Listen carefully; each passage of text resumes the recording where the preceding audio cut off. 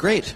Hi, everybody. I'm Roger. I'm going to tell you a bit about how Tor works and what we've been doing lately.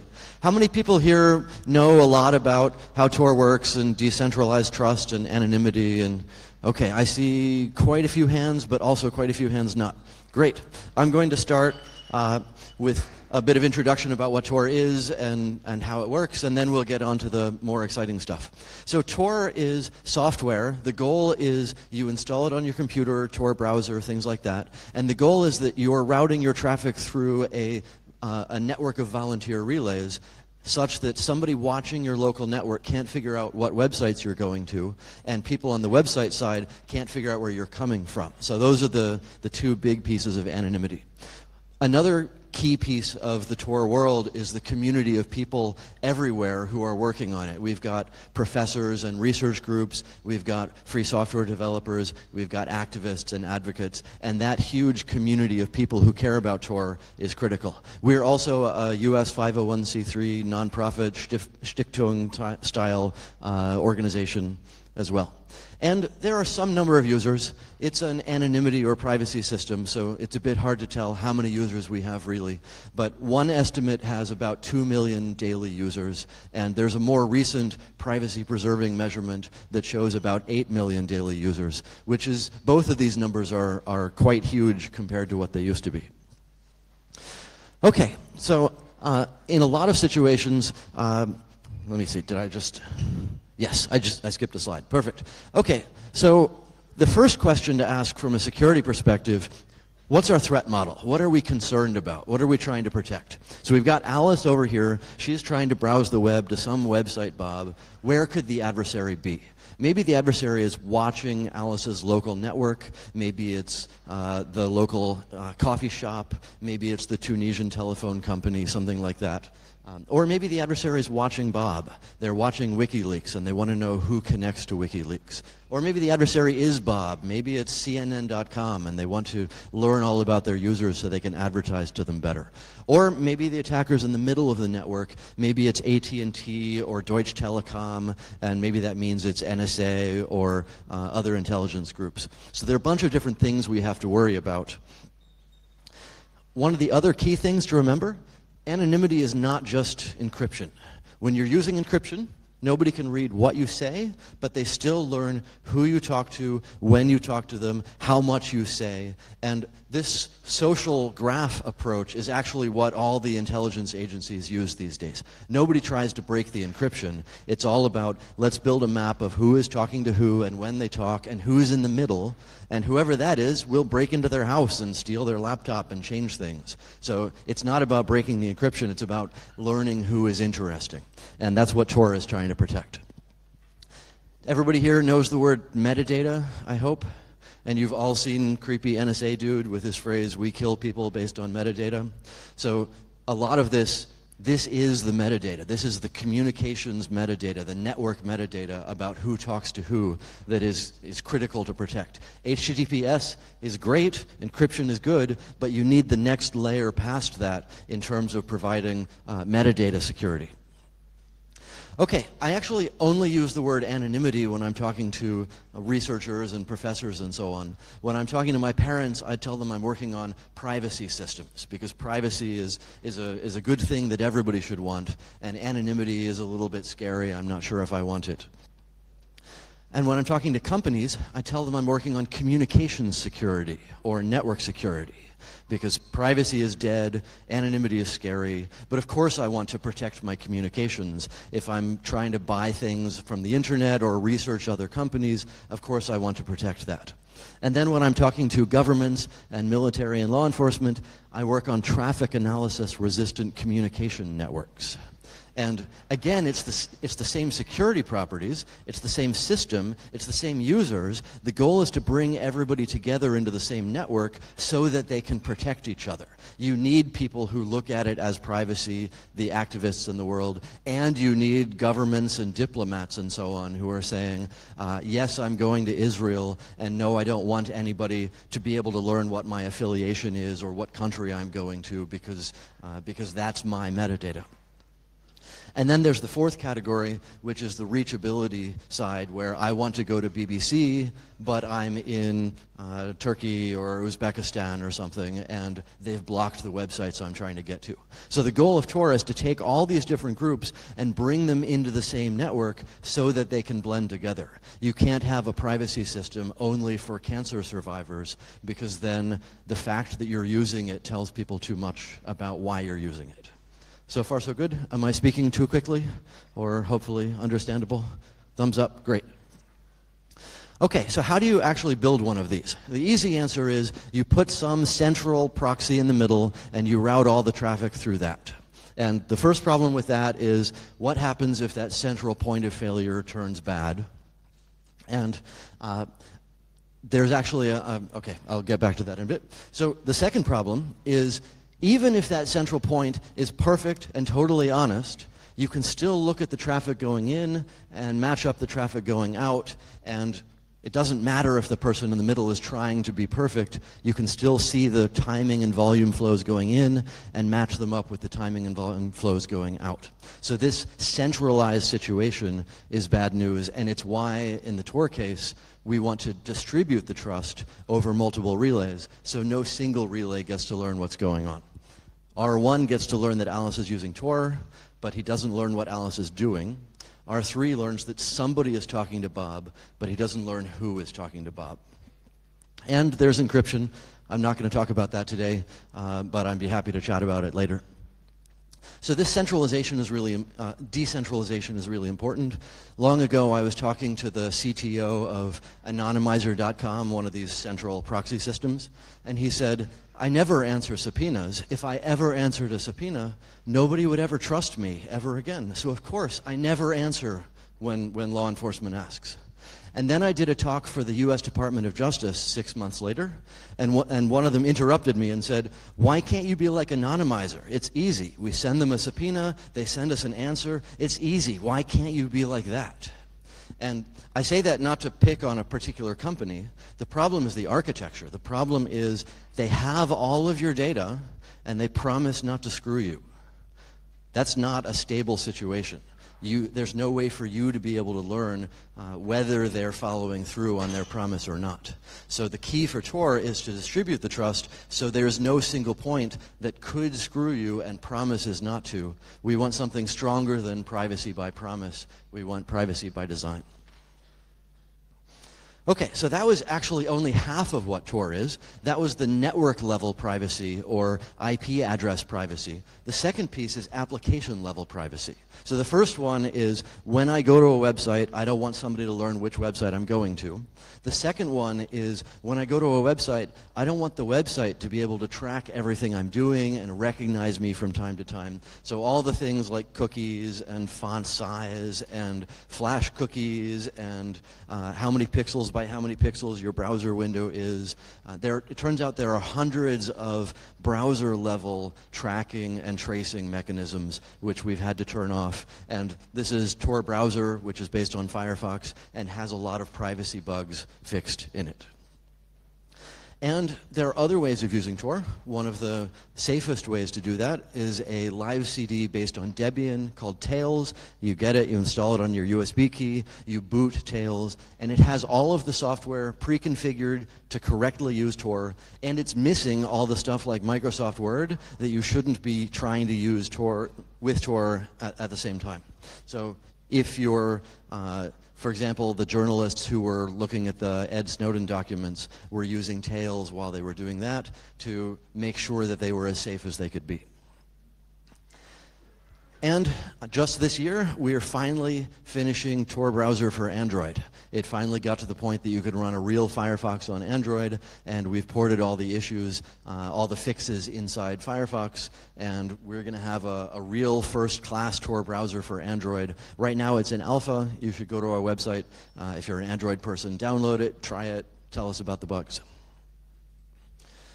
Okay, so this is so the green line here is capacity of the Tor network since 2010, and the purple line is load on the Tor network since 2010. So there are a couple of neat things to look at. One of them is they're going up, yay. Another one is there's a whole other talk that I don't have time for here about performance, where the difference between these two lines has to do with how fun it is to use the Tor network.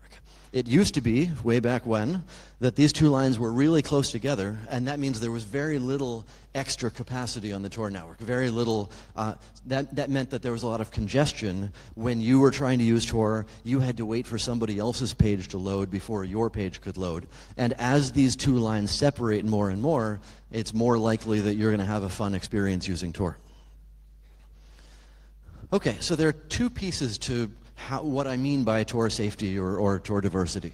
The first way to measure how safe Tor is, has to do with where the relays are. So we have about 7,000 or 8,000 relays all around the world. And imagine a Tor network that was all in Boston. We have Tor relays at MIT, Tor relays at Harvard, Tor relays at Boston University. In that case, you're bouncing around a small Tor network, and there are several internet providers around there who get to see all of it, and that means they're very likely to be able to see the connection coming into the Tor network and the connection coming out of the Tor network, and then they can do traffic correlation attacks to realize this user was connecting to that website.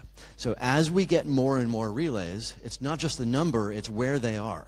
As the relays are more and more diversely spread around the world, the set of attackers who are in a position to be able to see traffic going in and corresponding traffic going out gets smaller and smaller. So that's one way of measuring how safe Tor is.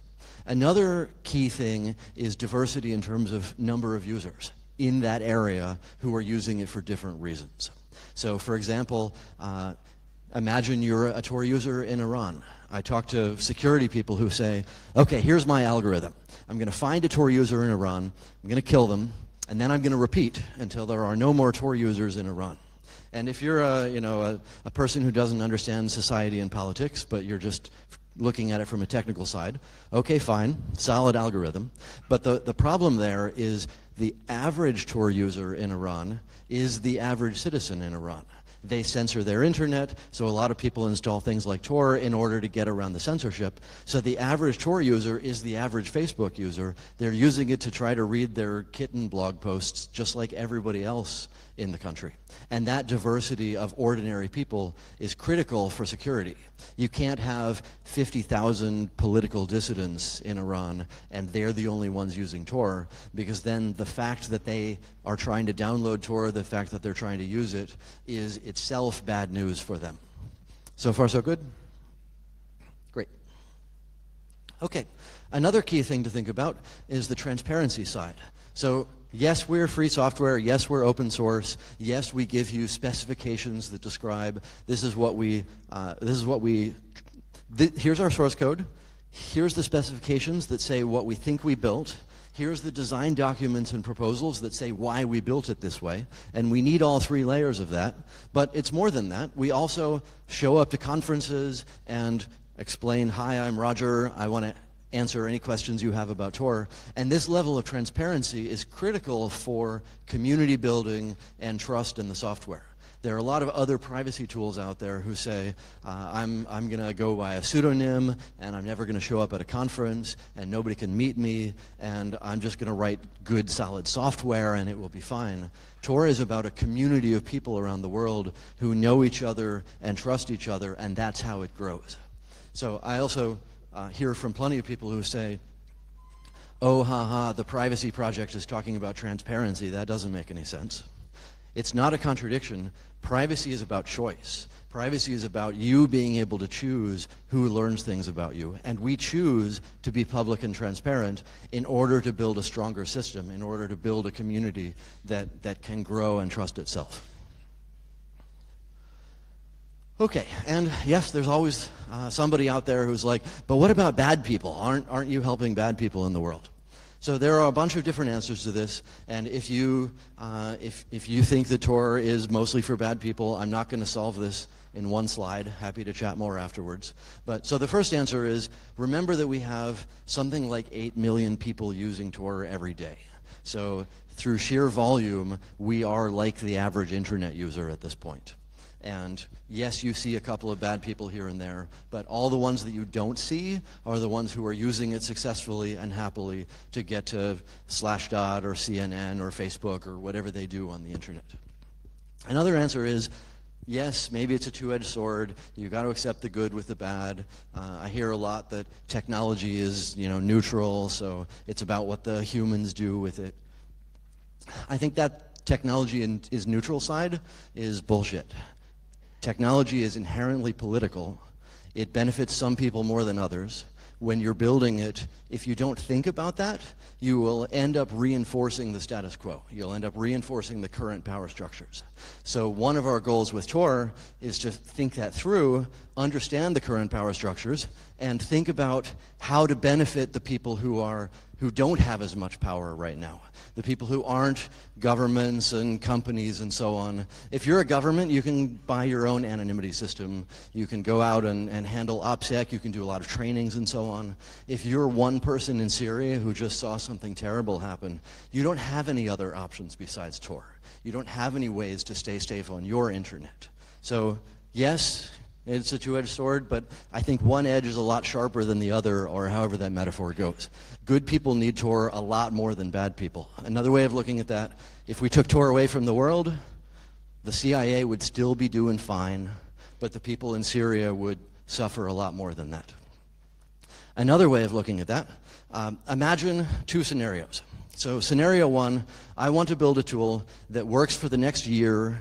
It will work for millions of people, and I can tell you all about it. That's the Tor problem. Scenario two, I want to build a tool that will work for the next 2 weeks, and it will work for 20 people, and I'm not going to tell you about it. That's the bad guy problem.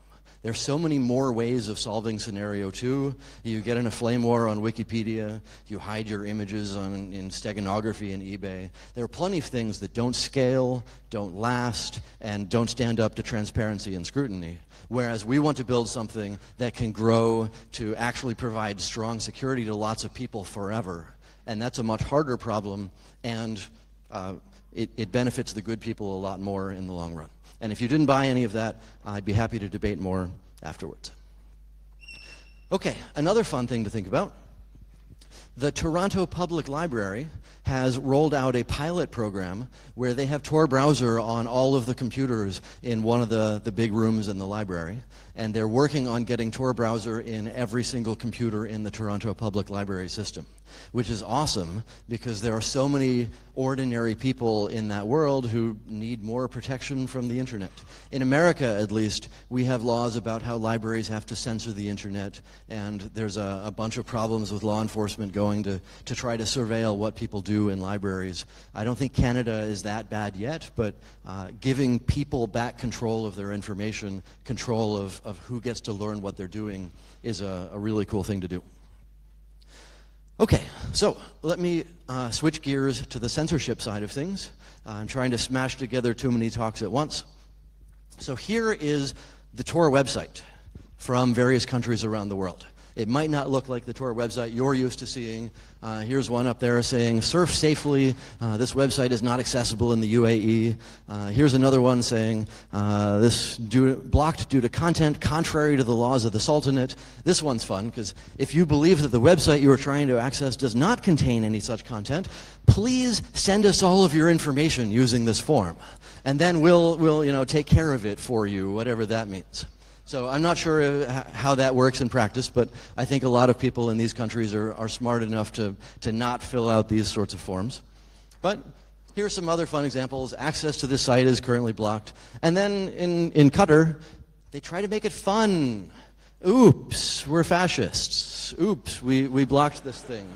So there's a recurring theme where it's not, we're a totalitarian government. It's, something went wrong. I don't know what went wrong. You tried to do something you shouldn't have. Ha, this is all fun. So this is the first introduction that we had to the censorship side of things, where people would block our website, and that means that when you try to download the Tor software, you can't get it, and that means it's harder to connect into the Tor network. So this was one of the very early censorship experiences from the Tor side. You can see in this, so this is a graph of the number of people connecting into the Tor network from Egypt. Don't pay too much attention to the y-axis. The numbers there aren't quite right, but the relative graph is pretty accurate. You can see on this graph when they blocked Facebook. That's when a whole lot of people decided they needed Tor. And you can see on this graph when they unplugged the internet. So this is a very early experience from the Tor side. Much more recently, here's a graph of the set of people who were connecting into the Tor network from Russia. And you can see here when they blocked Facebook as well, because they block Facebook and suddenly hundreds of thousands of people switch over to using Tor in order to get to Facebook. And I say Facebook in this case because I talked to one of the security people at Facebook who says they have a secret data set that's exactly the inverse of my graph. On their side, they have a data set of people connecting to Facebook from Russia, and it looks like this. It looks like exactly the opposite of this. So we have the set of users who have switched over to using Tor in order to get to the Facebook site. But eventually, and this happened in several countries, people try to use Tor to get around censorship, great, but that means the countries are going to try to censor connections into the Tor network with the goal of, okay, fine, we blocked Facebook, and we're going to block Tor so that you can't use it to get around the censorship.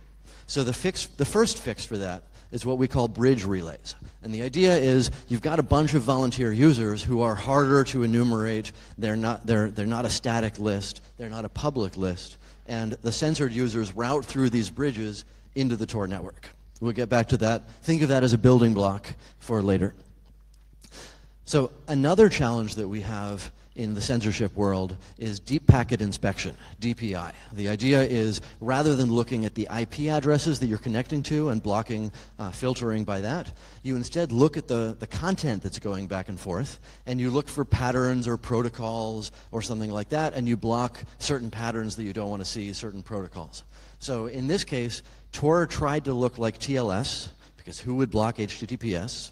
And we had a slight difference in the Diffie-Hellman prime that we were using in our TLS.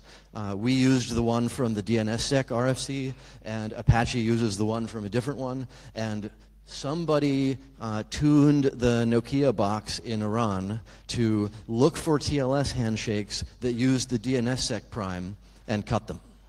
And that meant that over the course of a day or so, all the users disappeared from Iran. And we heard a lot of people saying, oh my God, what's going on? And they weren't blocking by IP address. They hadn't gotten a list of the Tor relays and blocked them. They were blocking all the bridges and all the relays because they were blocking through the protocol approach. And in this case, we figured out what it was and rolled out an update. And a few weeks later, everybody recovered and it was fine. But this DPI approach is certainly one of the more pervasively used approaches for censorship these days. And the answer that we have for that is what we call pluggable transports. The idea is the Tor side still takes care of the privacy, anonymity, security, metadata side of things, and the pluggable transport transforms the Tor traffic in some way that's going to make it look like something the censor doesn't want to block. So there are two main categories here. One of them is you transform it into HTTP or HTTPS or Skype video or WebRTC or stuff like that, so it looks like the sort of protocol they're happy to let through. And then another answer is you transform it into just a random stream of bytes. And the goal with that random stream of bytes is they can't figure out what the protocol is. Now they're forced to either block everything they can't classify, in which case there's a lot of false positives in their blocking, or allow everything through if they can't classify it. And that protocol works pretty well in a lot of places. How many people here know the story about Blue Coat in Syria from 5 years ago or something? One hand down here. One hand down here. Yep, okay, one hand down here. Great. Everybody should know this story. It's a terrible story. Everybody should. So a few years ago, there were folks from Anonymous, the online group, and they found a misconfigured FTP server in Syria, which had gigabytes of web logs publicly available because they screwed up and made them available. And they were Blue Coat web logs, and each line of the gigabytes of lines was this IP address tried to access this URL and we allowed it. This IP address, this URL, we blocked it. Lines and lines and lines of Apache-style logs explaining who was trying to do what and whether it worked from all around Syria. And at the top it said, you know, Blue Coat.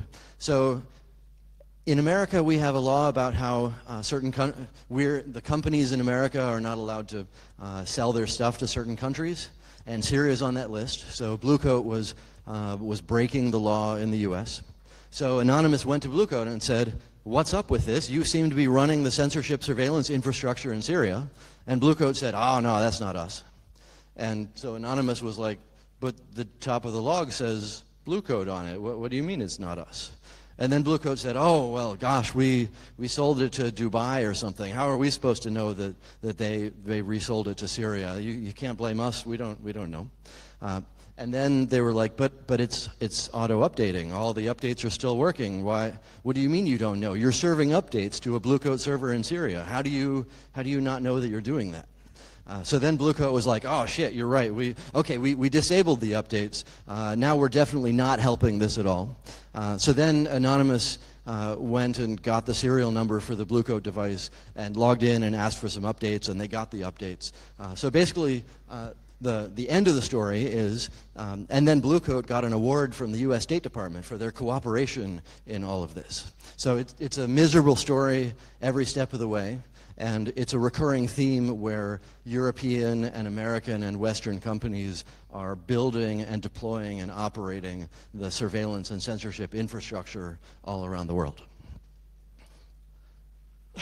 And so I actually went to a meeting at the German Foreign Office a few years ago where they were trying to figure out, what should we do about this? Should we make a law saying European companies can't sell stuff to certain countries? Should we outlaw certain kinds of technologies? And I'm not a fan of that one, because every time people try to draw a line, my stuff's on the wrong side of the line. So I think trying to delineate what technology should be illegal is probably not so good.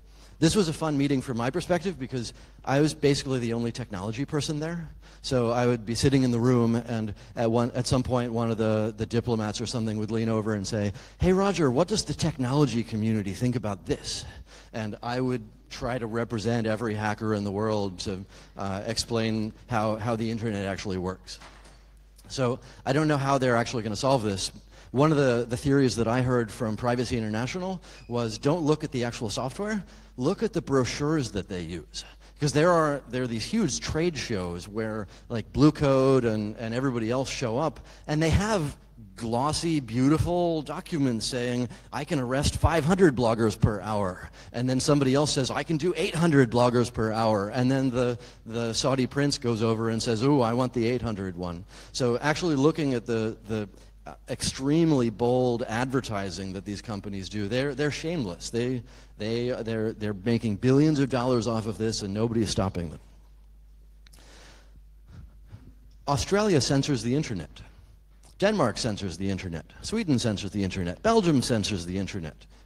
England censors the internet. So when governments go to places like China and say, look, you're being bad for the world, you're harming your country, you're not playing well, you're censoring, you need to stop censoring, China very reasonably says, look, I'm just doing what everybody else does. I'm keeping my citizens safe from the internet just like you do. Why are you picking on me?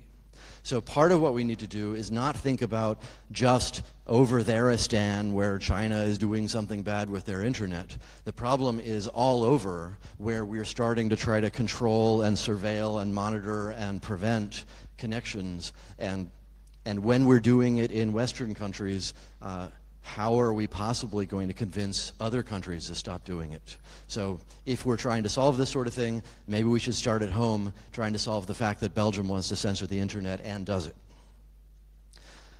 These are the actual official Chinese cyber police. This is you remember oops, this is fun. This is fun to be the Chinese cyber police. They're all cute and cool, and don't worry. So there are a bunch of things I can talk about China. I don't have enough time to talk about all of them. But one of the critical points, one of the things China did recently from the censorship side is what we call active probing.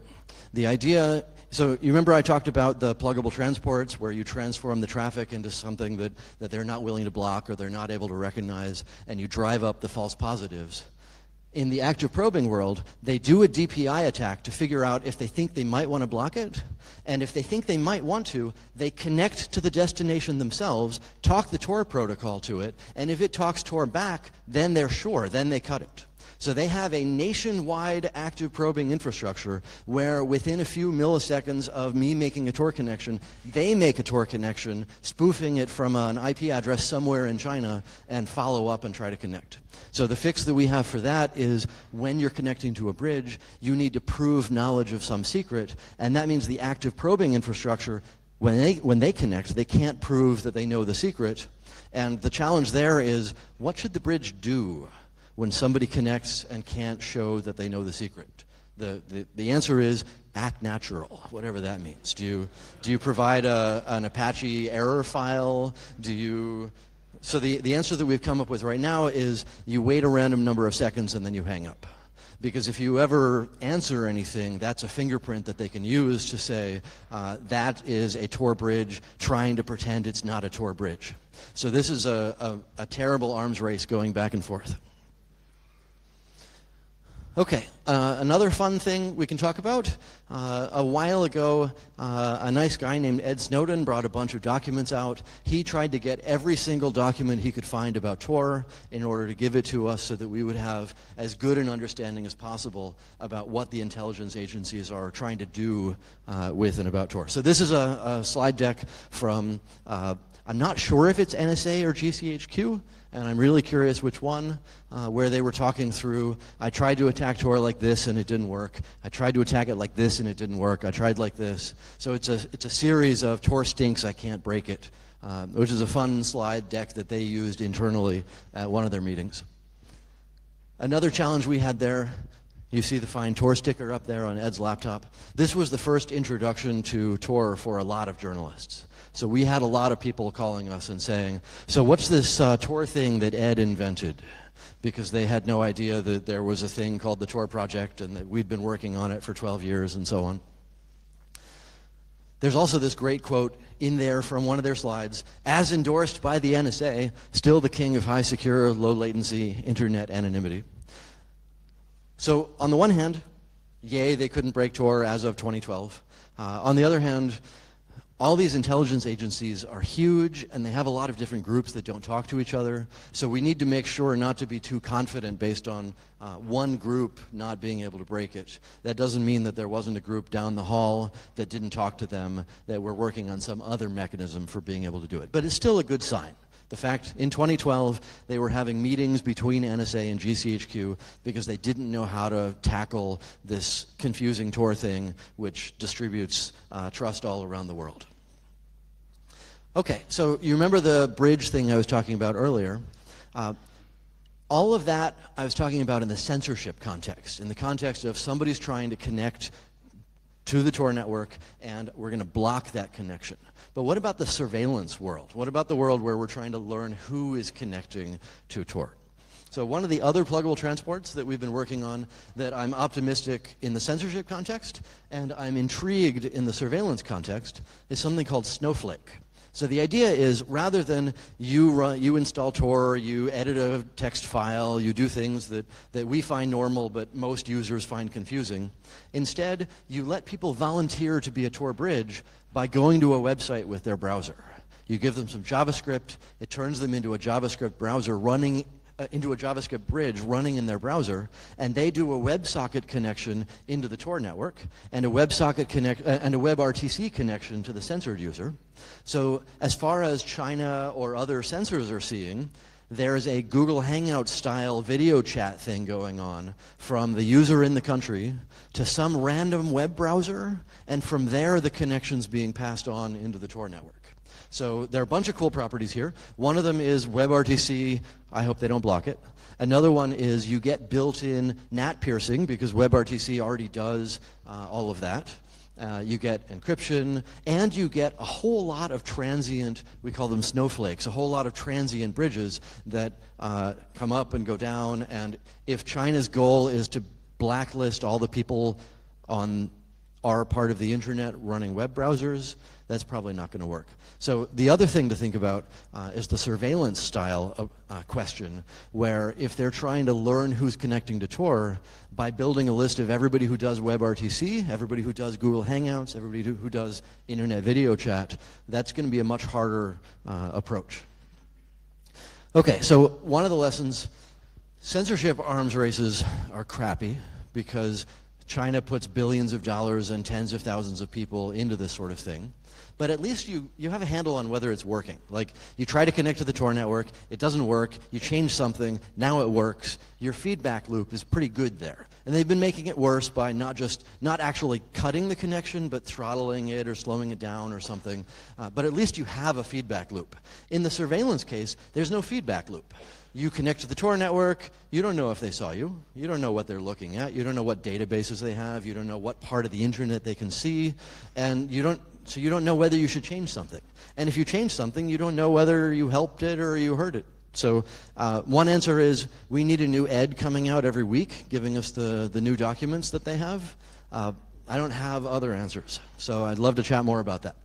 Okay, let me switch over to another topic in the last 12 minutes. Onion services or hidden services. So everything I talked about before was I want to go to a website without the website learning where I'm coming from. Now let's use that as a building block where I want to connect to another person running the Tor software, and I want to do it so that I get a bunch of cool security properties.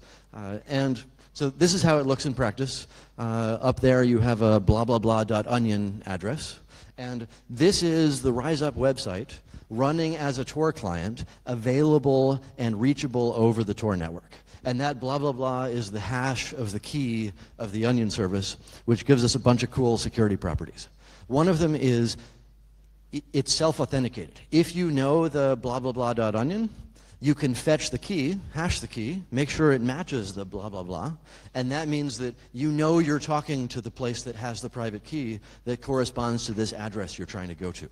So you know the whole certificate authority world where Turkish Telecom can lie to you about whether it's Facebook? We bypass all of that. You get end-to-end authentication where you know who you're talking to without needing to rely on DigiCert or VeriSign or Turkish Telecom or Chinese Telecom and so on. You also get end-to-end encryption, and you get a bunch of other cool things. But one of the questions we were wondering at the beginning, so a while ago there was some idiot on the internet trying to sell drugs, and he set up a website selling drugs, and he put it behind an Onion address, and then some cops found him and busted him, and there was some cop who was saying, and the Tor network traffic went down by 50% when we busted this guy, so Tor is only for bad people. And I was thinking, well shit, that's not good.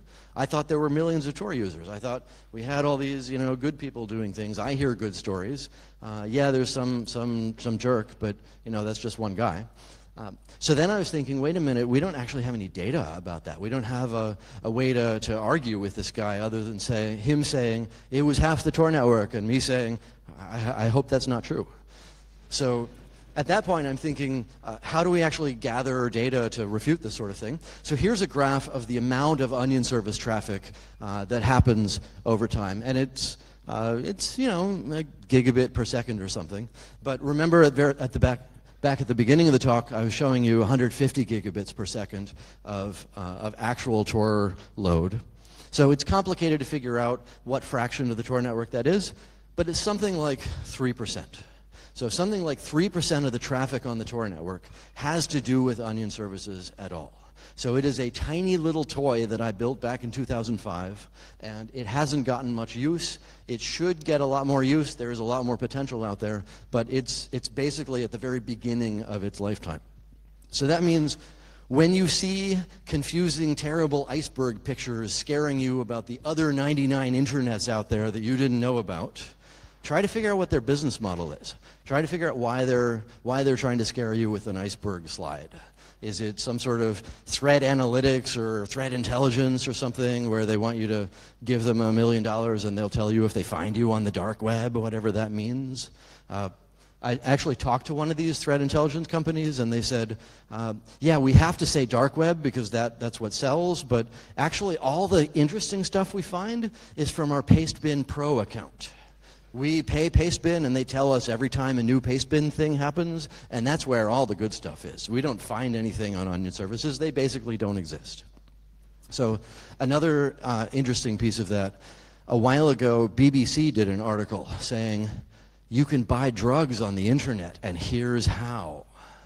And the comment section was full of people who were like, oh my God, that's amazing, thanks.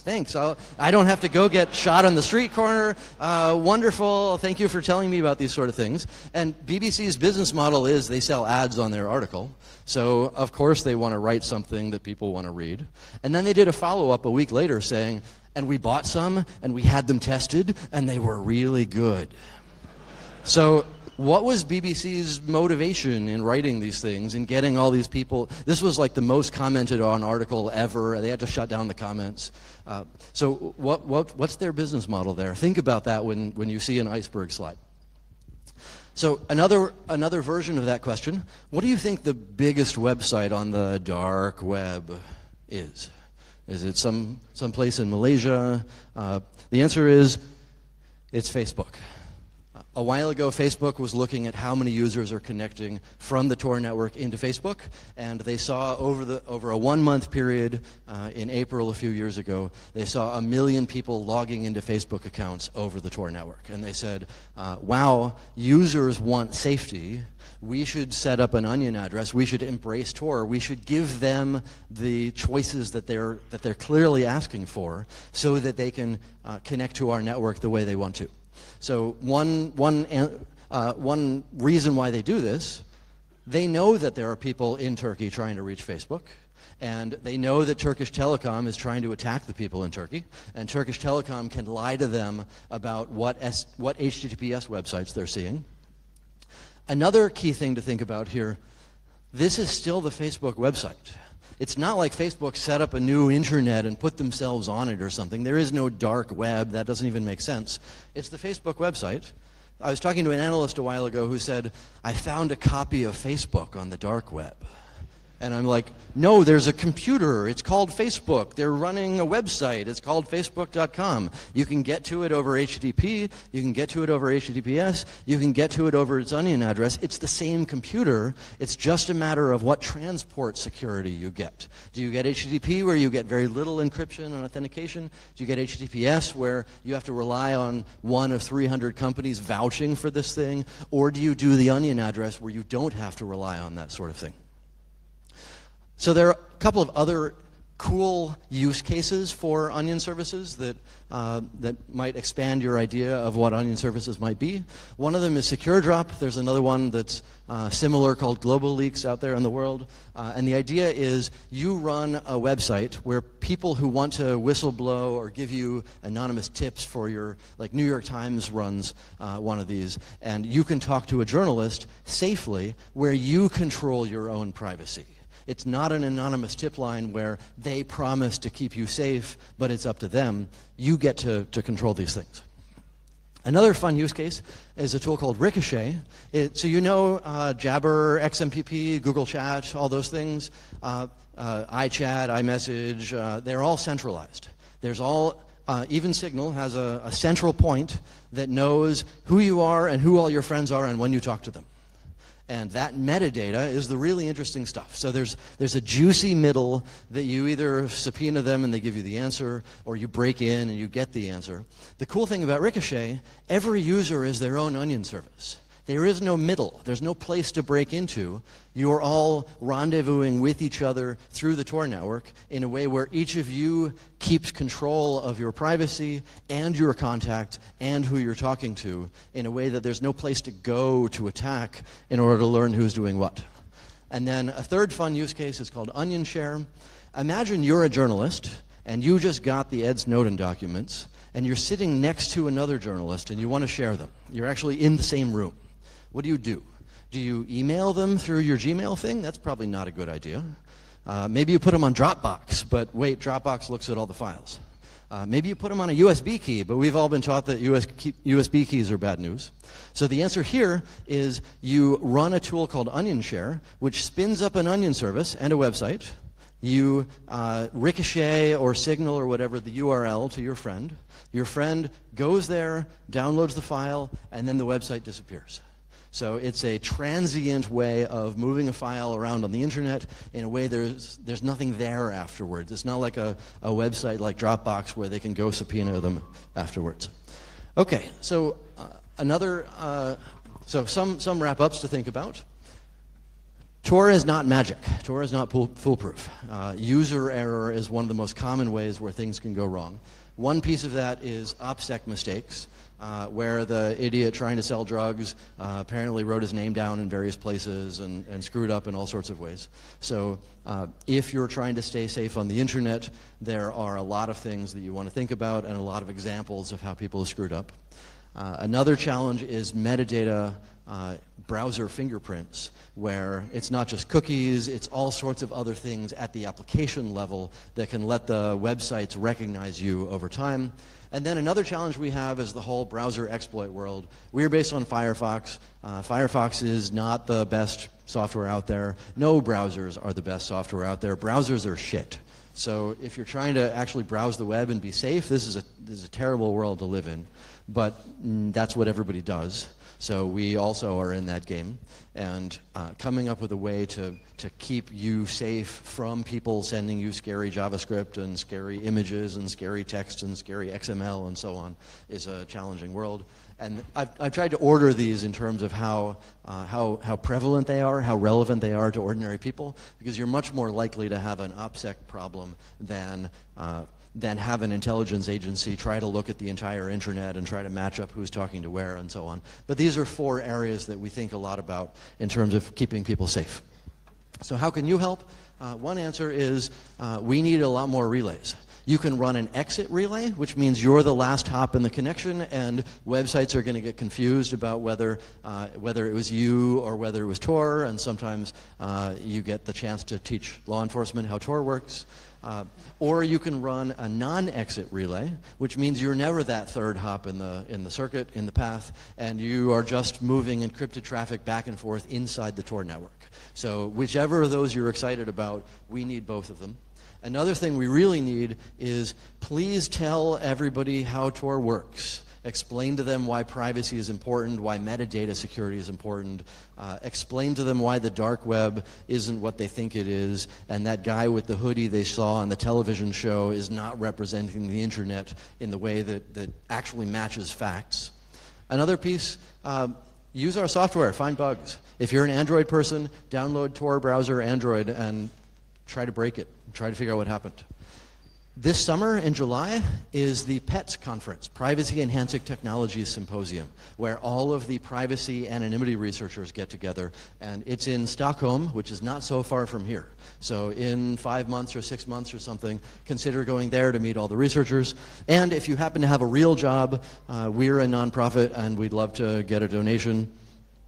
And also this afternoon at 1500 in room H.3244 is a relay operator meetup. If you run a relay or if you want to run a relay, then please come and chat with us. And also I will be wandering around in a bright green shirt, happy to answer questions for the rest of the day.